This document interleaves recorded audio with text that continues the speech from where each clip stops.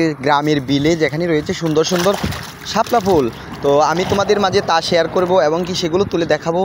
ভিডিওটি ভালো লাগলে লাইক করে চ্যানেলটি সাবস্ক্রাইব করে পাশে থাকবে। দেখো বন্ধুরা, দেখো কত সুন্দর শাপলা ফুল ফুটে আছে আমাদের বিলে। দেখেছো, আমি এগুলো এখন তুলে নিব। ওয়াও, দেখো কত সুন্দর শাপলা ফুল।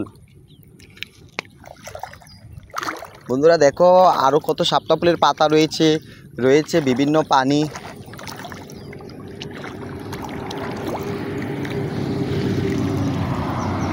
দেখো কত সুন্দর শাপলা ফুল। আমি এক এক করে সবগুলো শাপলা ফুল তুলে নিচ্ছি। ওয়াও, অনেক সুন্দর। তোমরা যারা শাপলা ফুলকে ভালোবাসো অবশ্যই লাইক করে চ্যানেলটি সাবস্ক্রাইব করে পাশে থাকবে। দেখো আমি অনেকগুলো ফুল তুলেছি।